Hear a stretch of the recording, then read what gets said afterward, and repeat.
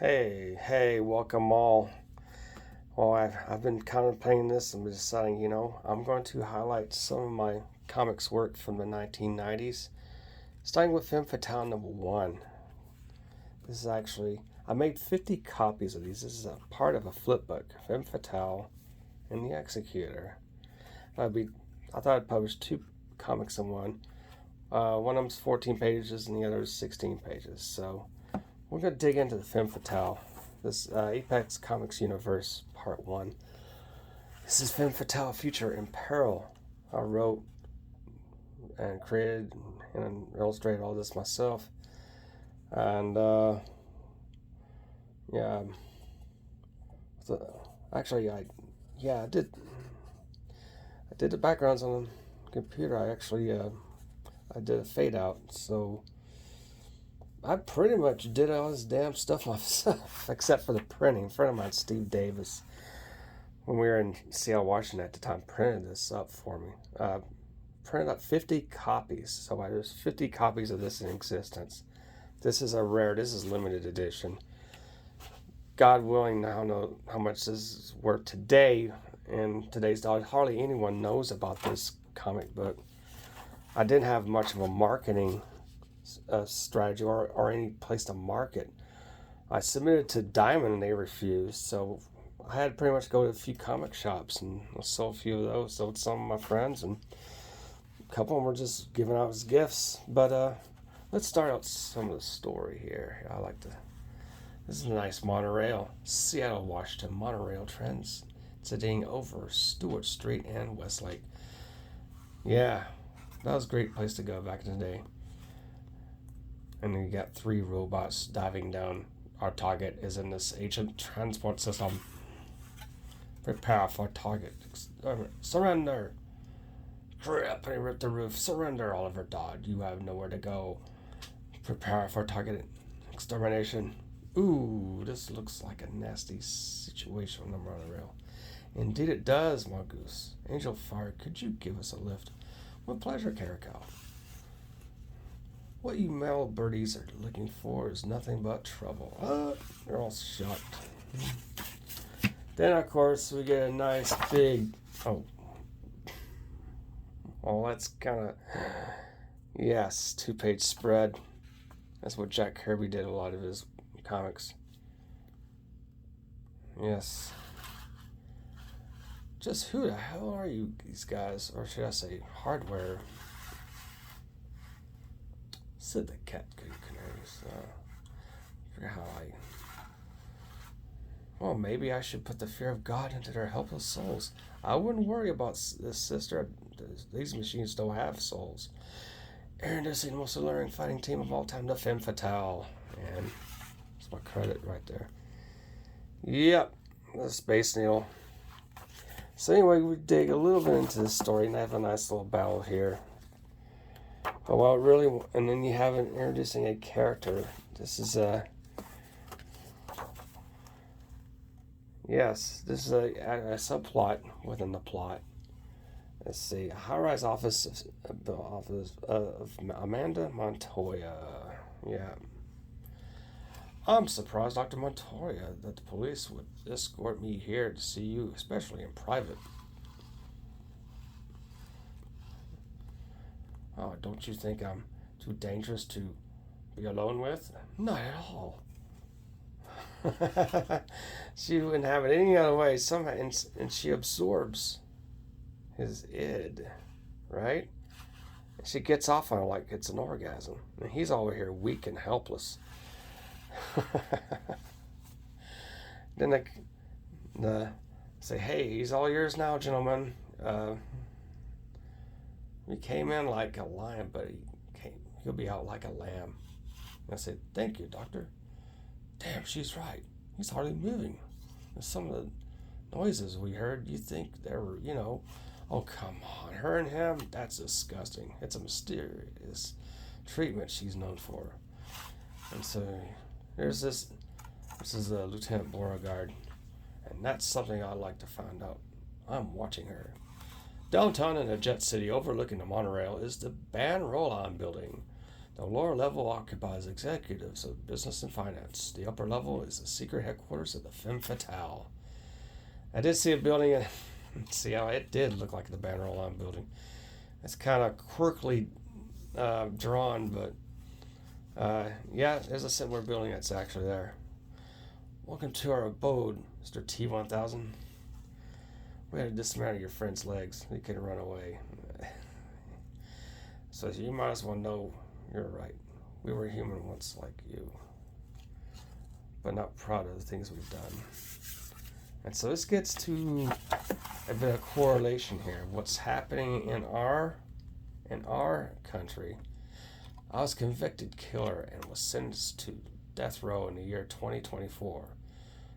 The prisons were being overpopulated and taxpayers were spending too much. Yeah, like today. The U.S. authoritarian government created an idea to conduct inhumane experiments of killing death row inmates at execution by preserving our brains inside of advanced high-tech robots or technobots. They become efficient workers. Let's get back to the United Authoritarian States of America. I created this story around late 95, early 96. And then this is 2021, and it's becoming almost a reality, folks. This is bizarre. This is like in correlation. This is starting to run parallel to what is happening today. That is completely nuts. I don't know how I did it. Somehow I had this idea in my head. This is kind of an homage to Terminator in a way, but it has a lot more to it. And you'll see as I go along. But these technobots become soldiers to fight political wars without risk of using humans. There's also a chance to travel to distant stars and planets with a minimum life support and no food.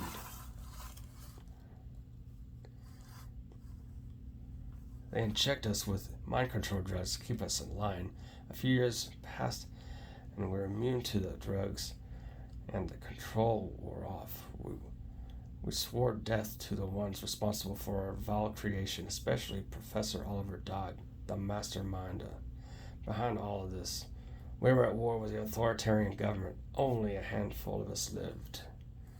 Wow.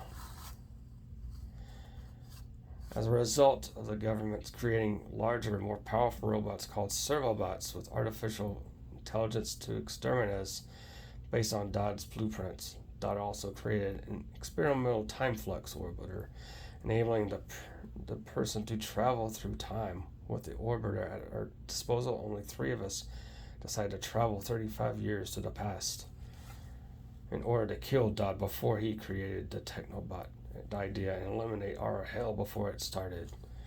Hot damn, this is deep. And so it goes on here. I don't want to actually reveal the whole story, but you see, this is freaking crazy. I had such an imagination, and then yet something like this, science fiction, science fact, who knows, it could happen. I'm hoping it won't, but it's important to wake up what's going on in America and actually to see what's really going on behind what the government really is doing with people, with experiments, with how our rights are being eroded away. And in a way, this is my mission to express in a comic book style of what could happen. And this is crazy. Quite the imagination, but yet it pertains to a lot what could happen today and what's really happening before our eyes. But you see here, this is a nice outskirts, and you have people. You have this team of the servobots and a armored officer with a big ray gun stuffing in the alley, and you have Officer Alexander reporting in what's going on, and then there's Oliver Dodd at the same time on the opposite side of the alleyway. He hears the same thing. What's up? What's going on? It looks sort of like a young Woody Allen. But Yeah, man. Let's say I hear there's some clamoring going on. I wonder what's on the other side. Whoa. Since indicate Oliver Dodd is beyond the north wall. S9, break down the wall and retrieve our target at once. As ordered, sir. Crash. Oliver Dodd, you are hereby ordered to surrender. Crash. Oh, no. Oi. It's just, the bricks are just falling. And so, without the bricks being hit, you had this speed of the mongoose just ripping away the bricks out. And you have this claw coming out of his hand to retrieve Dodd. That's intercepted by a couple of lasers from Angel Fire. So stop right there. Why? Said, what? Ignore him. Okay, kid, you better hold on to your lunch. So Caracol comes in and rescue, grabs Dodd out of the way. So, you alright, Oliver? Yes, but I don't think neither of us will be for very long. So, continues on from there. The youngster is correct on that statement. So come on, girls. You're outgunned and out overpowered. Play it smart and give up the kid. Where have I heard that before? Oh, shut up. I have a little article here. This is my old address. But this continues on to Femme Fatale, issue number 2. Yes. It's the first. I had this printed up in Florida. I had more copies. I had about close to 1,000 copies made. As previously what went on. And had some instructions on the faded page of the synopsis, disclaimer here. Yes, and it continues on. It gets into the alleyway. And I don't want to reveal too much, but this kind of continues on here. But, we have actually kind of a prequel here. Apex Comics, that's incorrect spelling of my name, but this was back in 2003. This is like an ash can. The Succubus of Liberty. It's actually on this later. I have Amanda Montoya, who was in the first issue. This is like a future story. It's like a companion book to Femme Fatale universe. And so she had this, displaying her powers, absorbing people's ids, becoming more powerful and stronger. This is a threat, right? And so actually Lieutenant Beauregard's over here. She's over here following where she is. And you get Oliver Dodd right there. He's following her. Of course, this happens. I forgot to actually reveal this. Let's go ahead and, she's at a club, right, on the second issue, dancing with people, absorbing more ids. She destroys the club, right, and War goes on her tail, and then Dodd discovers her. Whoa. He says, well, somehow I have a strange suspicion that she could be the answer to my problems. I've got to follow her. So this is a 15-year-old kid, one who has a connection, all right? This happens pretty much. And, of course, Femme Fatale is somehow got sucked in the orbiter in the future, right? The second issue. And you got the futuristic Oliver Dodd on a floating platform. Pretty much so. Welcome to my nightmare in the future. And they're stuck in the future. Mongoose and Angel Fire. Alright, but this goes actually to the prequel, right? I apologize for not going there first. But anyway, this recounts what happened, right? And so, in the future, and on Blake Island, 35 years in the future, I'm Amanda Montoya. Come here to kill your father now. I am a prisoner inside a huge man-made monument. My body is a prison, but my mind wanders telepathically. How did it get this way? I have to reminisce. So she has actually had an idea of the id, the desire factor. 6 years ago, I proposed a resolution to the authoritarian government of controlling the criminal populace by absorption of their ids in order to pacify them. The authoritarian senator and leading scientist, Professor Oliver Dodd, had a different plan, extracting the brains of death row prisoners into robot monstrosities.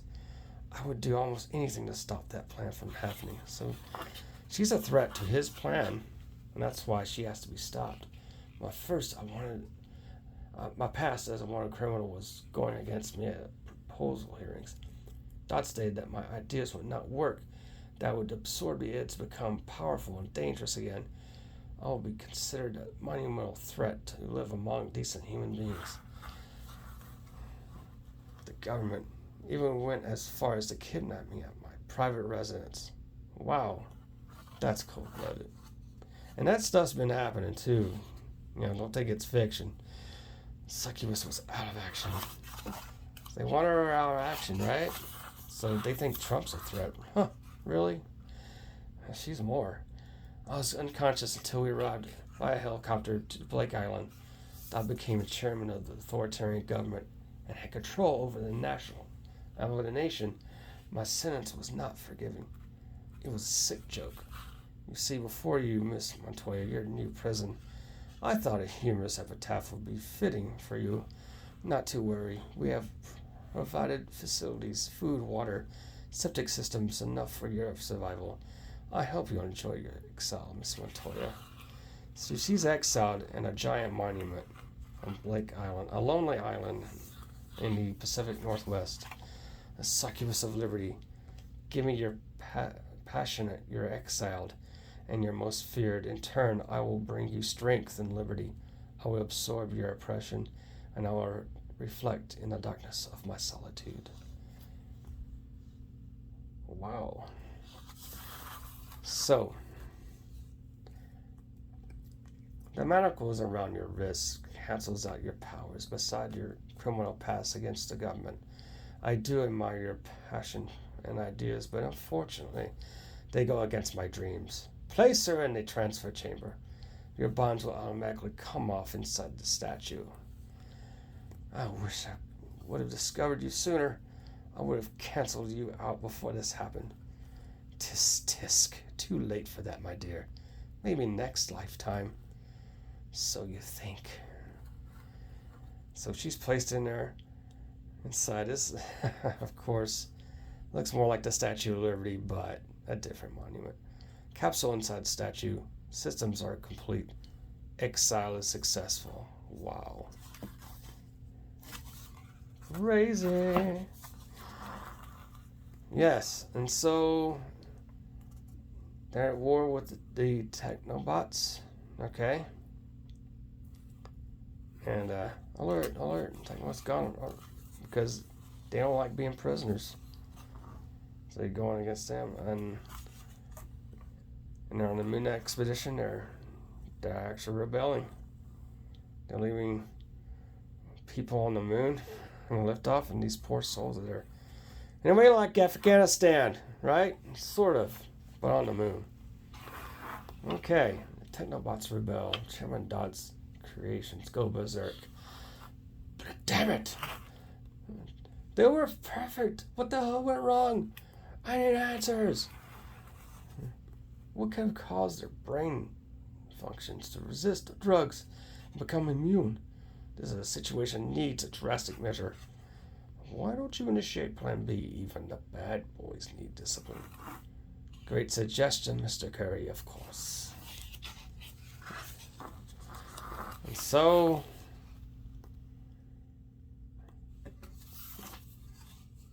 they have the servo box going against the Technobots, overcoming them. And then the creation of the Time Orbiter. And we get to actually the construction. So let's see what's happening here. Okay. Well, let's go back. I think I kind of jumped too much. So somehow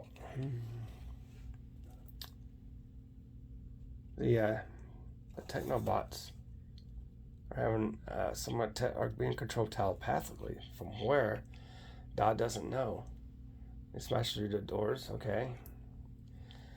And so he retreated. And then, oh, here we go. Oh, here we go. Yes, 3 Technobots wander into the next corridor room. A lead technician explains Oliver Dodd's time orbiter how it works. Amanda Montoya is looking through the eyes of one of the Technobots. Somehow, she has the ability to do that. Her eyes are glowing up. She's instructing the crew, John, you and your crew must travel in the orbiter to 35 years into the past and kill Oliver Dodd's younger self. No, Dodd, no competition, understood. So they actually sent the Technobots back in the past to issue number 1 on Femme Fatale. Alright. Then he says, John made contact with several Technobots before the attack on Dodd compound. Throughout the day, Amanda's telepathy grows stronger and can communicate with all Technobots at the same time. She instructs them to gather construction materials and bring them to her on Blake Island. And 20 Technobots arrive on the island. Amanda tells them to upgrade the statue with movable joints. Henry, ball joints in place. All finishes. Melvin, nervous system is complete. Jason, solar absorption batteries in place on eye sockets, and the work continues. Right? So they're making her better, stronger, faster. Yeah, in a way they are. And so the servo's whir and hiss. Eyes of liberty are beaming. Steel girders are torn down. What was once a prison from humanity has now become a potentially powerful secret weapon. 80 feet of female machine crossing the Puget Sound. In the moonlight to reach her ultimate goal. Just in case my Technobots fail me across time, Plan B will commence. I will achieve my success in defeating and eliminating Chairman Dodd and his loyal army of servobots. Yes, Fatale. Yep, copyright. And you want more? Check out Femme Fatale number 3, late 2003. Well, that never came out. That's pretty much been in the frying pan, but I have a bit of an outline to continue this, so that's what I need to do.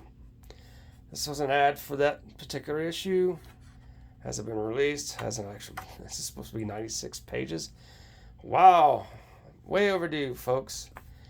So I will plan to do a future crowdfund for this to finish up the 3rd installment. I actually have a bigger book. So this is, Hand of God was another idea I had. And, of course, I wanted to do an origin of Femme Fatale. Yeah. Origin. I did 17 pages of it. I haven't been complete yet. It's going to be maybe over 30 pages. So that's where it ends up. This is Apex Comics Universe Femme Fatale. Yes, I will have building my website, and I'll have some of these issues. I'll probably print up some, at least the first issue, reprint the first issue. So please like, subscribe, ring bell for notifications. Yeah, this is your friend Apex Comics. Have a beautiful and blessed day, everyone. Ciao.